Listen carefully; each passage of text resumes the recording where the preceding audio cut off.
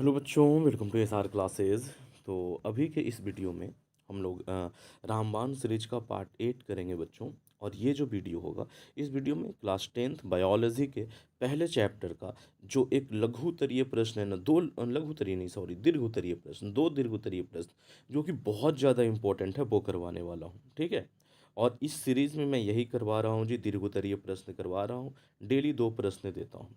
तो आज हम लोग बायोलॉजी के पहले चैप्टर से करेंगे बच्चों। और लास्ट में आपको ये बताऊंगा कि ये पीडीएफ आपको बिल्कुल फ्री ऑफ कॉस्ट कहाँ मिलेगा। तो एंड तक बने रहना है बच्चों, ठीक ना। चलिए तो बढ़ते हैं आगे और शुरू करते हैं आज के पहले सवाल को। तो सवाल कहता है बच्चों कि प्रकाश संश्लेषण की प्रक्रिया को संक्षेप में समझाएं। ठीक है ना, प्रकाश संश्लेषण की प्रक्रिया को संक्षेप में समझाएं। तो देखिए इसका उत्तर किस तरीके से लिखना है बच्चों। लिखेंगे कि सभी हरे पौधे अपना भोजन जिस मूलभूत प्रक्रिया द्वारा बनाता है उसे प्रकाश संश्लेषण कहते हैं। सबसे पहले हमने प्रकाश संश्लेषण क्या होता है ये बता दिया। ठीक है बच्चों, मात्र 1.5 लाइन 2 लाइन का डेफिनेशन है, ये आपने लिख देना है कि सभी हरे पौधे, या तो हरे पेड़ पौधे करके लिख देना, अपना भोजन जिस मूलभूत प्रक्रिया द्वारा बनाता है उसे प्रकाश संश्लेषण कहते हैं। पैराग्राफ चेंज करना है बच्चों, चेंज करने के बाद अब लिखना है कि इस प्रक्रिया में होता क्या है। ठीक है, तो लिखेंगे कि इस प्रक्रिया में पौधे जड़ से जल, वायुमंडल से कार्बन डाइऑक्साइड तथा सूर्य का प्रकाश और क्लोरोफिल की सहायता से अपना भोजन स्वयं बना लेता है।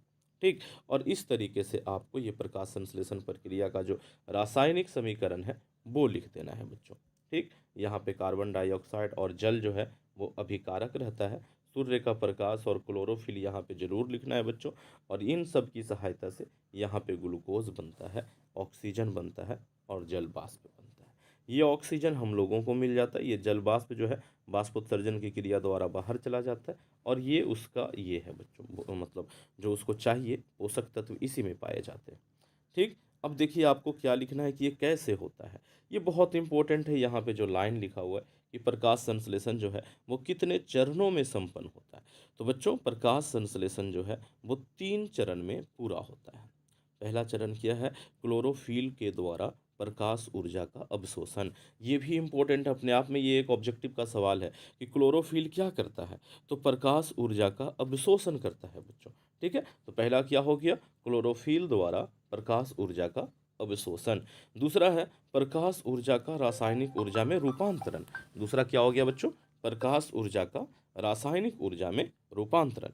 तथा जल के अणु को H2 और O में विघटन, मतलब कि हाइड्रोजन और ऑक्सीजन में क्या कर देना है, उसको तोड़ देना है। दूसरे चरण में ये हो रहा है। तीसरे चरण में हो रहा है कि कार्बन डाइऑक्साइड का कार्बोहाइड्रेट में अपचयन। कार्बन डाइऑक्साइड जो होता है वो किस में बदल जाता है, कार्बोहाइड्रेट में। तो ये जो तीनों लाइन है ना बच्चों, ये तीनों लाइन ही अपने आप में क्या है, एक प्रश्न है। तीनों लाइन अपने आप में प्रश्न है। ठीक, ऑब्जेक्टिव के प्रश्न है। अगला सवाल है बच्चों आप लोगों के सामने, जो कि बहुत इंपॉर्टेंट सवाल है कि अमीबा में पोषण का सचित्र वर्णन करें। अमीबा में पोषण किस प्रकार होता है ये बताना है और चित्र भी बनाना है बच्चों। तो देखिए लिखेंगे कि अमीबा एक कोशिकीय प्राणी संपोषी जीव है। अमीबा क्या है बच्चों, तो एक कोशिकीय प्राणी संपोषी जीव है। इस मृदु जलीय जीव का आकार कूटपाद के बनने और बिगड़ने के कारण बदलता रहता है। इसका कोई आकार नहीं है। क्यों, क्योंकि इसमें कूटपाद बनता है। कूटपाद क्या है बच्चों, तो ये अपने भोजन को अपने जिस अंग के द्वारा ग्रहण करता है, पकड़ता है, उसे कूटपाद कहते हैं। ठीक, इसका कोई अंग ही नहीं है। तो जो बनने वाला जो ये है ना, जो आगे ये संरचना है, उसी को हम लोग कूटपाद बोल देते हैं। तो एक बार फिर से कि अमीबा एक कोशिकीय प्राणी संपोषी जीव है और इस मृदुजलीय जीव का आकार कूटपाद के बनने और बिगड़ने के कारण बदलता रहता है। इसके शरीर में पोषण के लिए कोई विशेष रचना नहीं होती है। जैसे हम लोगों में है ना भाई, कि मुख से स्टार्ट होकर के पूरा का पूरा एक संरचना ही बना हुआ है, इसके शरीर में ऐसा कुछ नहीं है बच्चों। ये अपने कूटपादों की मदद से ही भोजन, कहाँ चला गया, मदद से ही भोजन ग्रहण करता है। ठीक। फुल स्टॉप देकर के आगे लिखेंगे कि शैवाल के छोटे छोटे टुकड़े, कॉमा देकर के लिखेंगे बैक्टीरिया, कॉमा देकर लिखेंगे डाइटम तथा अन्य एक कोशिकीय जीव इनके भोजन हैं। ये बहुत अच्छा है जी, ऑब्जेक्टिव का पूरा ये प्रश्न है ये कि अमीबा का भोजन कौन है। तो शैवाल के छोटे छोटे टुकड़े, बैक्टीरिया, डाइटम तथा अन्य एक कोशिकीय जीव जो है वो इनके क्या है, भोजन है। अमीबा में पोषण 3 चरणों में संपन्न होता है। कैसे कैसे भाई? तो वही लिखा हुआ है कि अमीबा में पोषण, अंतर्ग्रहण, पाचन, अच्छा अमीबा में पोषण, अंतर्ग्रहण, पाचन तथा बहिष्करण प्रक्रिया द्वारा पूर्ण होता है। ठीक ना? हाँ, अमीबा में पोषण, पोषण नहीं ऐसे करके नहीं, जो मैंने पढ़ दिया था ऐसा लिखेंगे कि अमीबा में पोषण, अंतर्ग्रहण, पाचन तथा बहिष्करण प्रक्रिया के द्वारा पूर्ण होता है। ओके, अब पैराग्राफ चेंज करेंगे और चेंज करने के बाद लिखेंगे कि ये किस प्रकार से भोजन को अपने अंदर लेता है। तो भोजन समीप रहने पर अमीबा कूटपादों की सहायता से भोजन रसधानी का निर्माण कर लेता है। ठीक है बच्चों, भोजन का पाचन उसी रसधानी में एंजाइमों की सहायता से होता है और पचा हुआ भोजन कोशिका द्रव में विस्रित हो जाता है। जो भोजन पच जाता है वो उसको पूरे कोशिका द्रव में क्या करता है, फैला लेता है, विस्रित हो जाता है। और अनपचा भोजन शरीर के किसी अस्थायी छिद्र से बाहर निकल जाता है, या तो ये कहें कि बाहर छोड़ देता है। डायग्राम कैसा होगा बच्चों? तो ये रहा, ये आपका अमीबा है, ये अमीबा है। आकृति इसकी कोई फिक्स नहीं, जैसे जितना टेढ़ा बना सकते हैं उतना ही बढ़िया आप अमीबा बनाओगे। मान लो कि यहाँ पर क्या है जी, भोजन है, तो इसको देख करके ना ये अपना क्या करेगा, इधर का ये जो ये हिस्सा है इसको ऐसे बड़ा करेगा और इसको ऐसे बड़ा करेगा और धीरे धीरे इसको ऐसे घेर लेगा, जैसे कि यहाँ पर दिखाया गया। इसी को कूटपाद बोलते हैं। ये जो जिससे घेरा है ना, उसी को क्या कहते हैं बच्चों, कूटपाद कहते हैं। और उसके बाद क्या करेगा, ये ऐसे इसको पूरा घेर करके अपने अंदर ले लेगा, जो कि यहाँ दिखाया गया। अब यहाँ पर क्या होगा बच्चों, यहाँ पर उसका अवशोषण होगा। उसमें जो भी बढ़िया माल मटेरियल है सब उसको क्या कर लेगा, ये अवशोषित कर लेगा, चूस लेगा। और उसके बाद जो बेकार पदार्थ है, जो उसको नहीं चाहिए, उसको ये क्या करेगा, बाहर छोड़ देगा। जिस तरीके से अंतर्ग्रहण किया था उसी तरीके से बहिष्करण कर देता है, बाहर निकाल देता है। तो ये 4 डायग्राम के जरिए आप इसको दिखा सकते हैं। अमीबा है, भोजन है और ये पोषण की क्रिया, ये 3 चरण में संपन्न हो रहा है। पहले कूटपाद का निर्माण किया, इसको अंतर्ग्रहण कहते हैं। एक बार अंदर चला गया तो अब अवशोषण की क्रिया हो रही थी, इसको अवशोषण कहते हैं बच्चों।